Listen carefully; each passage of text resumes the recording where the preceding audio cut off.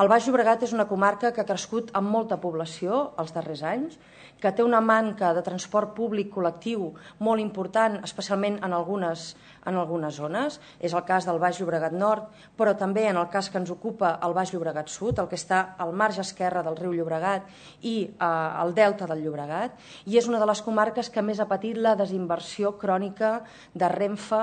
en les seves rodalies. Només cal recordar on es van produir els col·lapses més grans, ara no fa pas gaire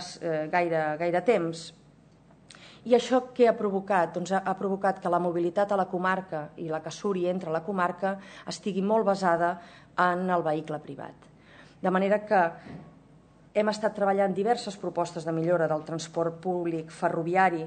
aquests darrers anys i insistim en optimitzar aquesta quantitat importantíssima de recursos que el Departament de Política Territorial, conjuntament amb les administracions pertinents, ha treballat de perllongació de la línia 3 i del que és Rodalies.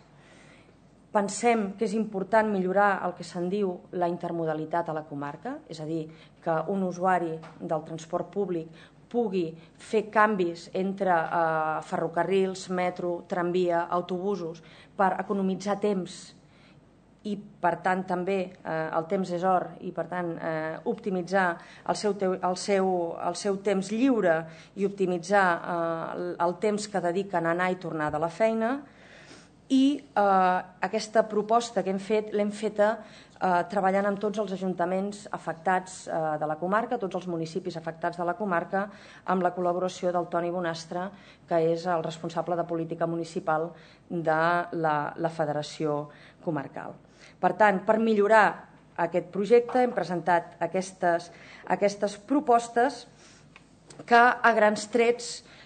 van en 4 línies. Els hem lliurat o els lliurarem de seguida les al·legacions que hem presentat, però van en 4 línies. Una, perllongar la línia 3 a Andorra-Mals, un que doni servei a Sant Just i a Sant Feliu i un altre que cobreixi Sant Joan d'Espí i Sant Boi, i llavors amb aquesta prolongació a Andorra-Mals s'aconsegueix que la línia 3 faci de metro dins la ciutat de Sant Boi i al mateix temps el trajecte entre el Delta i els municipis del marge esquerre i de Barcelona s'escurça moltíssim, és molt més eficient.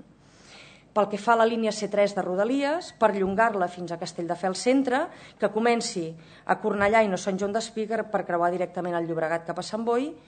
i així evitar duplicar o construir infraestructures en paral·lel entre Cornellà, Sant Joan d'Espí i Sant Feliu de Llobregat, perquè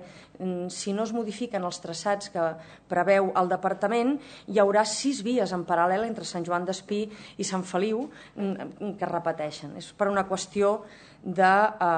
d'eficiència. De manera que, sense entrar en accés, en qüestions tècniques d'unes al·legacions que vostès ja tenen, a mi el que m'agradaria remarcar en nom també de la Federació Comarcal és la capacitat de posar-nos d'acord no només tots els municipis afectats de la comarca, que moltes vegades els municipis poden tenir interessos diferents o fins i tot contraposats, sinó a més posar-nos d'acord a la Federació d'Associacions de Veïns del Baix Llobregat, la Plataforma, l'Associació per la Promoció del Transport Públic, sindicats, usuaris, i entenent que és possible, és molt possible de poder revisar i estudiar la millora d'aquest traçat que està a exposició pública i més amb els antecedents molt recents de la feina feta pels companys del Maresme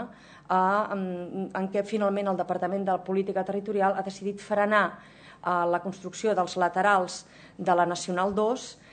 per estudiar bé el que també els partits polítics i entitats de la comarca demanaven de repensar per fer les coses bé. Amb aquesta funció que els deia, són molts diners i aquests diners han d'estar ben emprats perquè poden condicionar la mobilitat del futur.